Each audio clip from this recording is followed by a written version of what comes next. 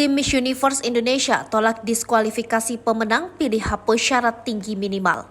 Tinggi badan pemenang Miss Universe Indonesia 2023 jadi polemik setelah Fabian Nicole dinilai tak memenuhi syarat tinggi minimal. Menanggapi pro kontra ini, National Director Miss Universe Indonesia 2023 Poppy Capella akhirnya buka suara. Alih-alih mendiskualifikasi Fabian Nicole sebagai pemenang Miss Universe Indonesia 2023, Poppy Capella memilih menghapus syarat tinggi minimal.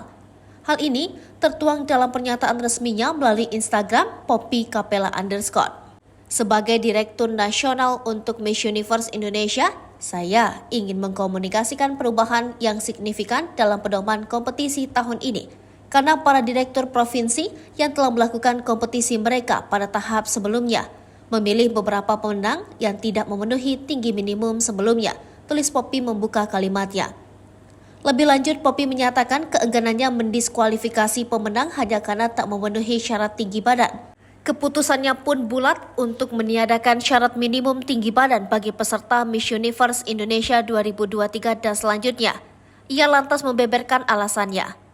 Perubahan ini bukan hanya tanggapan terhadap hasil dari peristiwa tingkat provinsi tahap awal, tetapi juga cerminan dari komitmen kami terhadap inklusivitas baik di tingkat provinsi maupun nasional, jelas Poppy.